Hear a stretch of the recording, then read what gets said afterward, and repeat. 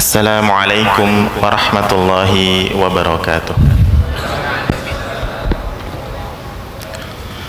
Alhamdulillahi rabbil alamin, wabihi nasta'inuhu ala umurid dunya waddini, wassalatu wassalamu ala nabina Muhammadin wa ala alihi wa sahbihi ajma'in. Barakallahu fikum ayyuhal hadirun wal hadirat, para jamaah yang kami muliakan. Alhamdulillah, pada pagi ini kita bisa berkumpul di rumah Allah Azza wa Jalla untuk melaksanakan salah satu ibadah, salat subuh berjamaah. Dan kita lanjutkan dengan sedikit zikir, mempelajari ilmu agama. Mudah-mudahan Allah selalu menjaga para jamaah sekalian selalu dalam keadaan sehat, dalam keadaan bahagia dan sejahtera, dan yang paling penting aman dari segala macam penyakit maupun mara bahaya di dunia maupun akhirat. Amin ya rabbal alamin. Ikhwah sekalian yang kami muliakan, bulan Ramadan itu identik dengan Syahrul Quran. Ini tidak ada perbedaan pendapat di antara kita.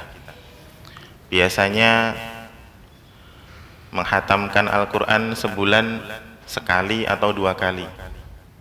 Tapi pas Ramadan bisa 3 kali. Ada yang 4 kali. Biasanya di bulan-bulan biasa menghabiskan 30 GB dalam sebulan.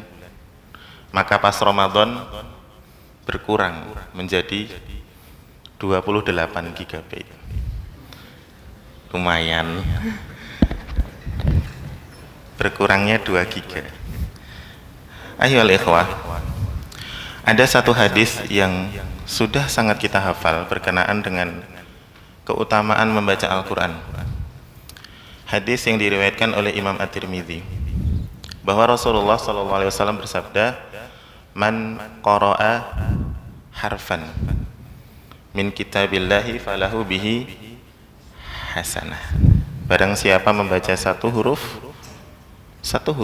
dari Al-Quran, maka baginya satu kebaikan. Wal hasanatu bi asyri amthaliha. Dilipat gandakan satu kebaikan itu menjadi 10. La aqulu alif lam mim harfun walakin alifun harfun wa lamun harfun wa mimun harfun. Nah, yang menarik bahwa sebetulnya di dalam Al-Quran itu dahulu, ini tulisannya Profesor Dr. Ahmad Satori Ismail, bahwa Muhammad bin Idris Asy-Syafi'i rahimahullah ta'ala itu pernah menghitung jumlah huruf di dalam Al-Quran. Ada 1.027.000 huruf. Ini jamaah kalau santri khususnya ya, Ramadan ini nggak ada kerjaan misalnya, ngitung jumlah huruf di dalam Al-Quran, auto hatam insya Allah. Auto, pasti hatam minimal sekali. Bismillahirrahmanirrahim, ba, coret, sin, coret, seterusnya. Nanti kalau selesai satu Al-Quran, betul nggak ini? 1.027.000 huruf. Kaliin aja 10. Makanya banyak membaca Al-Quran itu bisa meningkatkan ketakwaan. Wa atbi'is sayyi'atal hasanata tamhuha. Karena apa? Kita bisa mengiringi perbuatan buruk yang sering kali tidak kita sengaja. Kalau yang sengaja nggak ada, insya Allah nggak ada ya. Yang nggak sengaja itu bisa kita iringi dengan kebaikan-kebaikan dari tilawah Al-Quran, sehingga betul sabda Rasulullah SAW, "Iqra'ul Qur'ana fa innahu ya'ti yaumal qiyamati syafi'an li ashabihi." Karena memang orang yang banyak baca Al-Quran itu banyak kebaikannya dan akan menjadikan penolong bagi dia di hari kiamat. Nah, yang ingin kita bahas pada sesi kali ini adalah tentang hurufnya. Man qara'a harfan, tentang huruf-huruf yang ada di dalam Al-Quran. Kita pernah belajar matan Jazari, bahwa penulis kitab tersebut menyebutkan wa ba'du inna hadhihi muqaddimah fima ala qari'ihi ayya'lamah. Ini adalah muqaddimah bagi orang-orang yang ingin mempelajari Al-Quran, harus tahu. Idh wajibun alaihimu muhattamu qabla syuru'i awalan ayya'lamu. Harus tahu. Apa yang pertama? Makharijul hurufi was-sifat. Yang pertama harus diketahui itu makharijul huruf dan sifatnya. Ada tenggorokan bawah, huruf A dan H, tenggorokan tengah, Ain dan H, tenggorokan atas, Kha dan Ghain, ngetes ya, biar nggak ngantuk.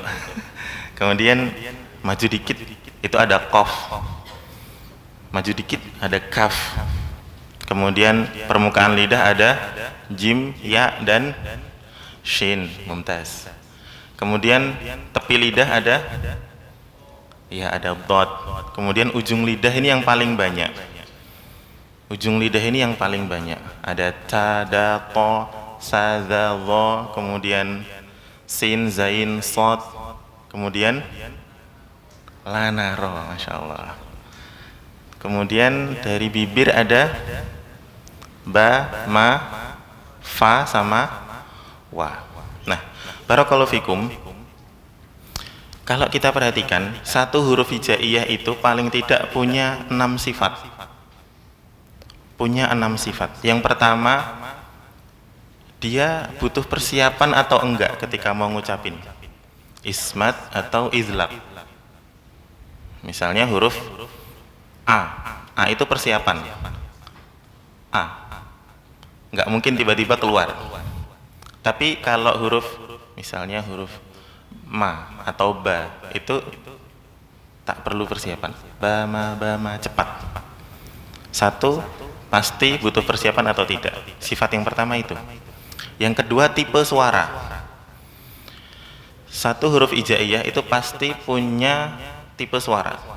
Syiddah, rakhawah atau tawassut. Kuat, langsung berhenti. A, Ba, Ta. Atau dia rakhawah, lemah, lepas. Seperti misalnya Ha, atau Fa. Huruf-huruf yang tidak ada yang menahannya.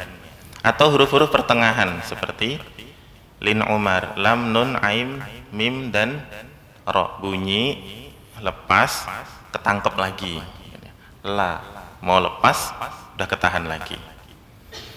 Kemudian yang ketiga itu berkenaan dengan nafas. Ada yang jahar, ada yang hamas.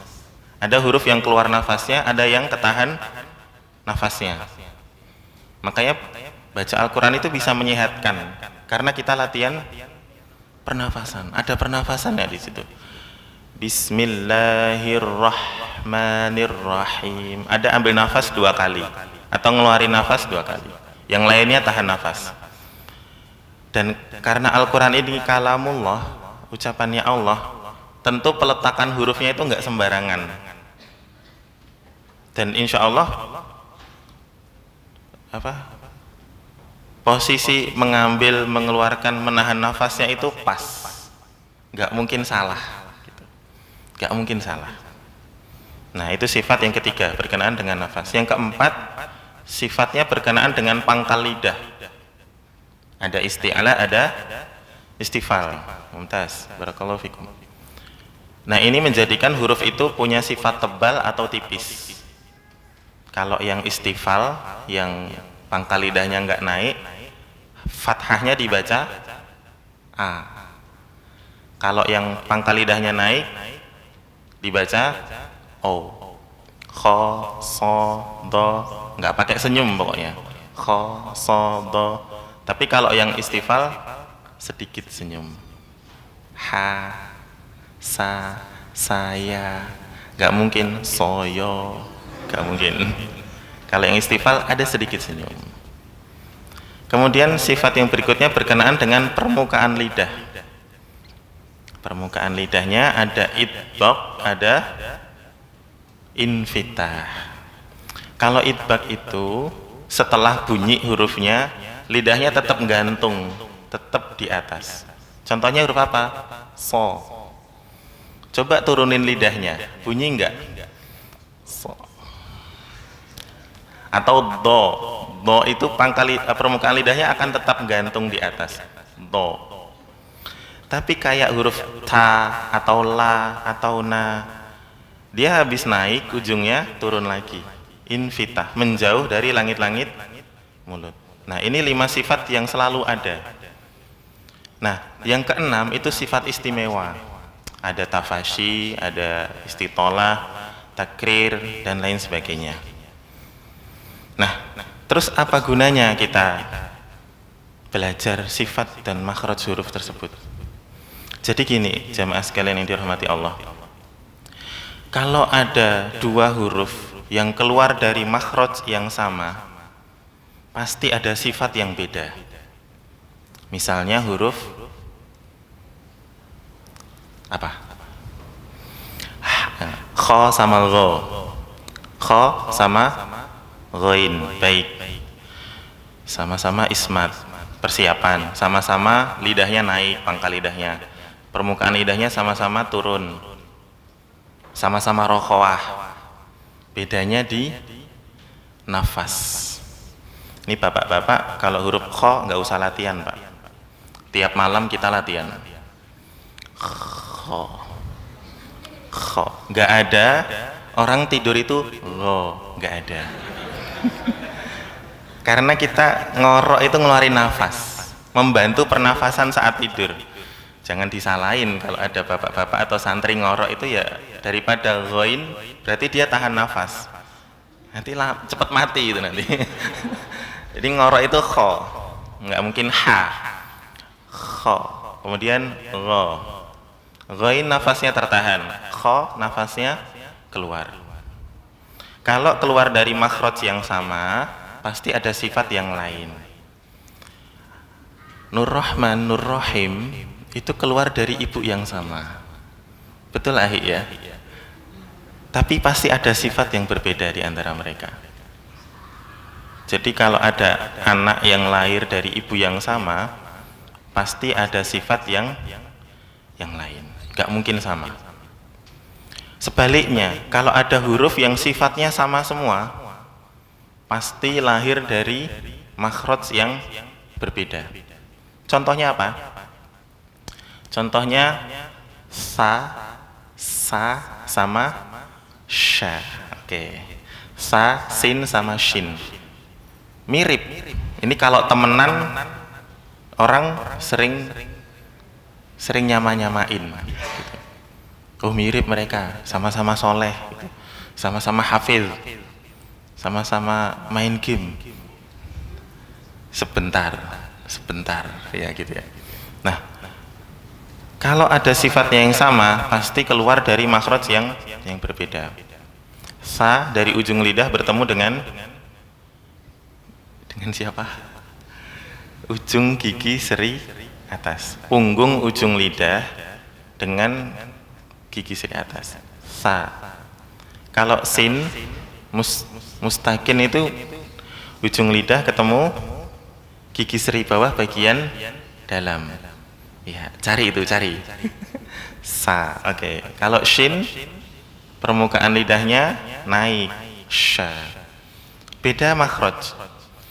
Begitu juga kalau ada anak-anak, santri-santri yang mirip-mirip nih, pasti ibunya lain. Gak mungkin sama. Karena ada satu makhraj yang poligami.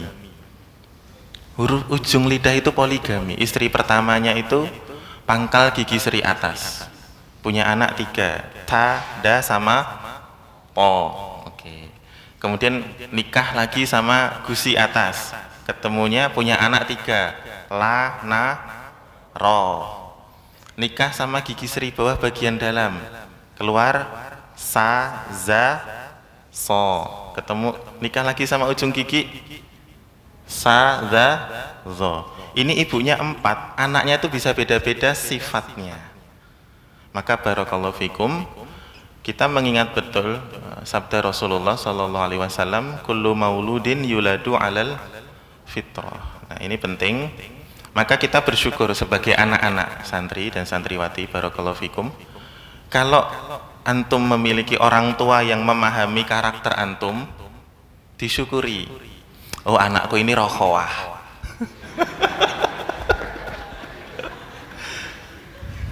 Anakku ini syiddah, emang agak keras wataknya gitu misalnya. Oh, anakku ini tawasud, pertengahan gitu, bisa serius, bisa santai gitu. Ini orang tua yang paham sifat anak. Kalau antum berada di posisi anak yang orang tua antum mengerti antum, bersyukur kepada Allah, diterima. Tapi kadang-kadang nasibmu itu nggak sebaik itu gitu. Kadang-kadang kita memiliki orang tua yang tidak memahami karakter maupun sifat kita. Namanya juga urunan ya kan ya. Pernikahan suami dan istri, lahirlah anak, gabungan dari keduanya. Ada orang tua yang memasakkan sin itu isti'la. Sin disuruh isti'la, coba. Sa disuruh so. Ya jadinya sot, nggak bisa jadi sin. Ada orang tua yang memaksa, misalnya apa? Qaf untuk hames. Padahal kesalahan kita di situ ya. Qaf itu sering hames. Ko itu betul. Ko itu jahar, lidahnya ditarik ke dalam. Ko, kalau ka didorong keluar. Nah, jadi berbaktilah apapun keadaannya, meskipun orang tua kita tidak memahami karakter kita, kemauan kita, sifat sebenarnya dari kita, maka hendaknya kita tetap berbuat baik. Ini. Kemudian di samping berbuat baik, jangan lupa untuk ikhris ala ma yanfa'uka. Bersungguh-sungguh untuk hal yang bermanfaat. Menerima keadaan orang tuanya, mentaatinya dalam kebaikan, menasehatinya dengan kasih sayang, tapi jangan lupa asah diri terus gitu. Jangan kemudian menyalahkan keadaan, males belajar, males menghafal. Kenapa masuk pesantren dipaksa orang tua? Lah kok jadi nyalain orang tuanya gitu. Ini mudah-mudahan pas liburan yang punya konflik sama orang tuanya bisa memperuncing konfliknya, bukan berdamai ya. Berdamai, menerima. Barakallahu fikum. Nah, kemudian pelajaran yang kita bisa ambil, ada kalanya kita itu merasa insecure. Misalnya antum huruf sa itu huruf susah loh, sa hidupnya susah. Sa, terus dia ngelihat temennya sin sama shin, ya. Sa ini sifatnya cuma 5, ismat, rokhawah, istifal, infitah, hames, cuma 5. Ternyata shin sama sin punya sifat istimewa. Sin punya sofir, punya tambahan suara ketika ismat. Sa, ada tambahan suara. Oh, dia enak ya, udah kaya dari kecil gitu, udah pinter dari kecil, anaknya ustadz misalnya, anaknya konglomerat gitu. Nasi goreng 400 juta cek gitu. Subhanallah.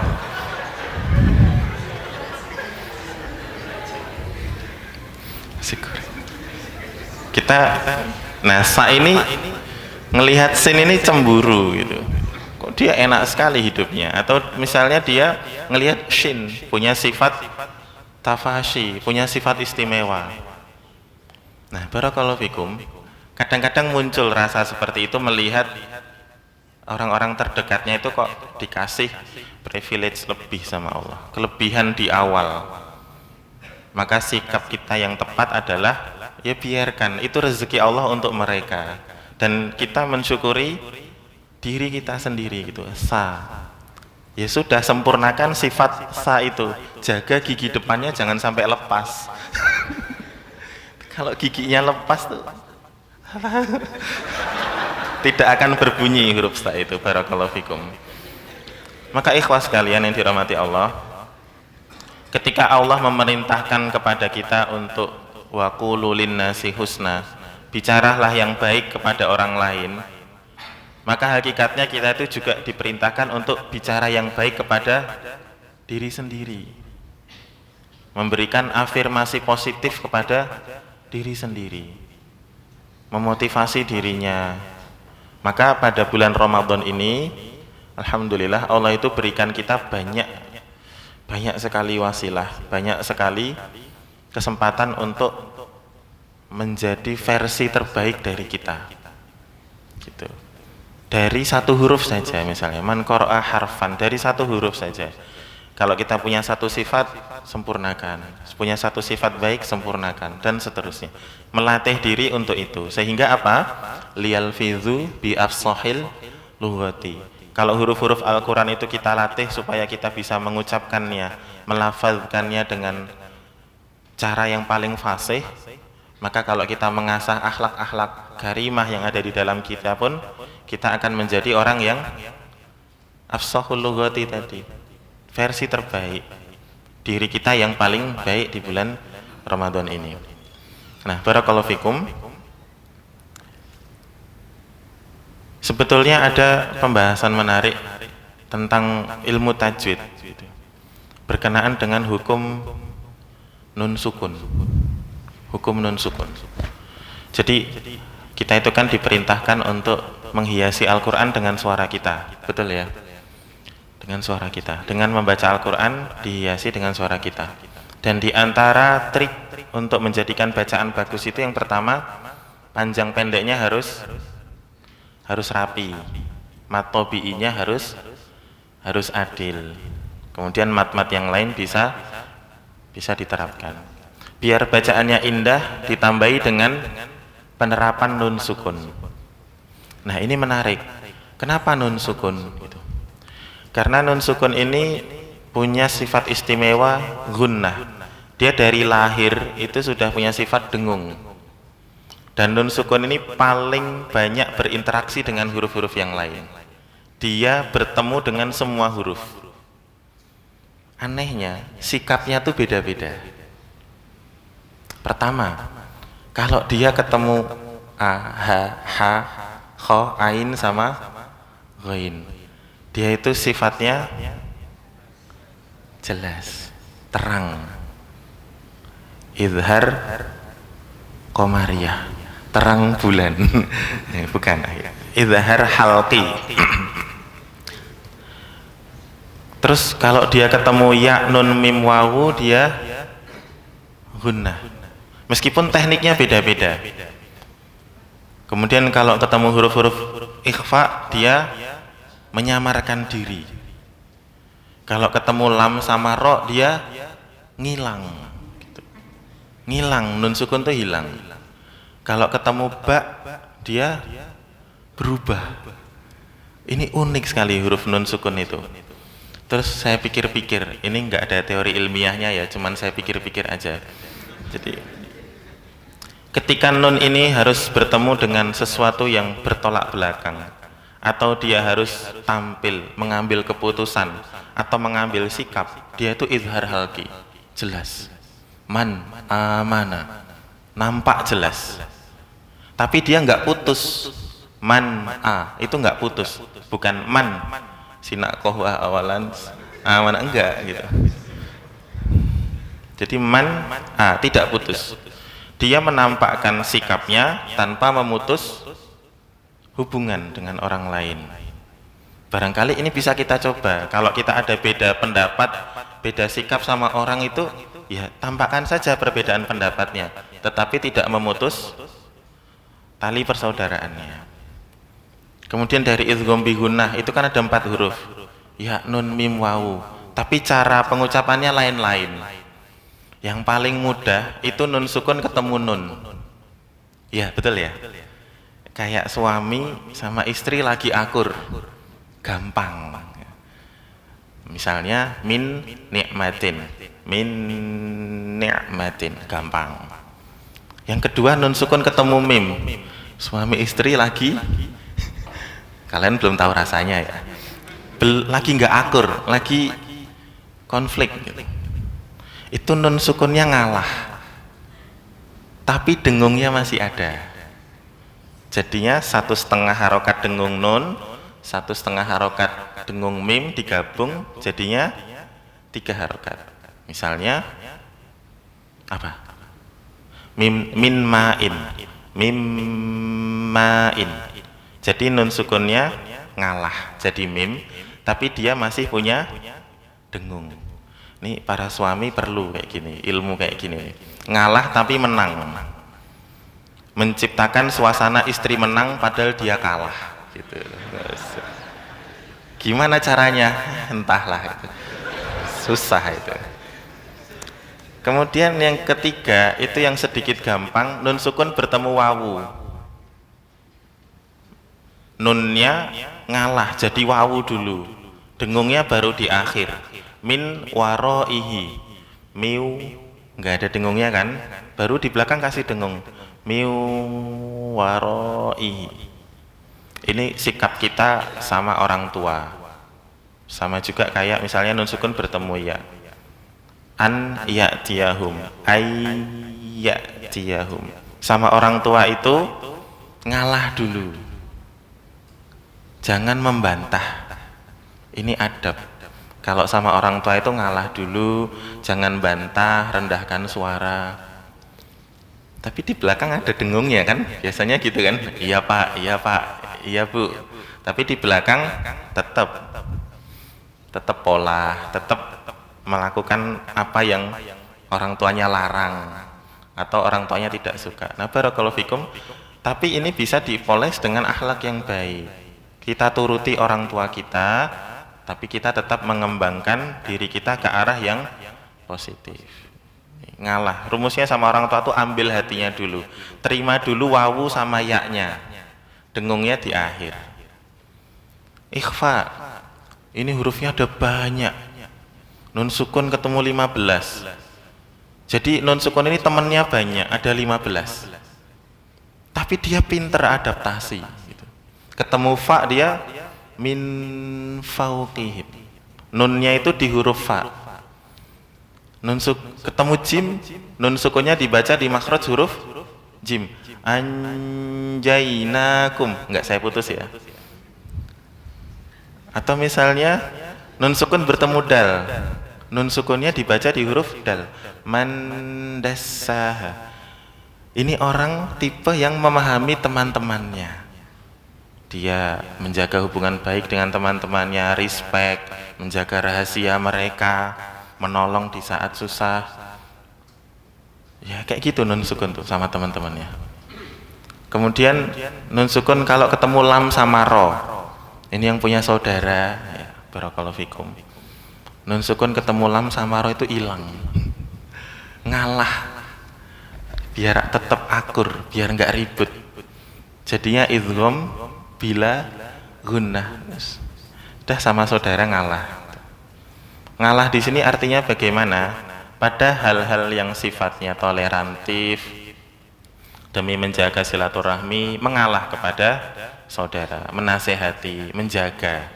Karena sebetulnya untuk menyempurnakan sifat suatu huruf itu paling mudah didekatkan kepada saudaranya. Misalnya ada seorang muslim, bapak-bapak misalnya kesulitan melafadzkan huruf sod. So, dia bacanya sho. Ada? Ada. Saya barusan. Maka belajarnya dari huruf apa? Dari huruf sin, karena saudaranya. Sin, zain, dan sod itu saudara. Sod kok susah ya? Maka dia belajarnya dari sin, karena masih satu ibu, satu ayah. Sa tersenyum, so nggak pakai senyum. Semudah itu. Atau misalnya ada seseorang kesulitan mengucapkan huruf apa? Do anak tunggal, Pak. Do anak tunggal. Anak tunggalnya emang nyusahin kadang-kadang. Disayang gitu tapi susah gitu. Do. Ya, dia anak tunggal, istimewa, biarkan gitu.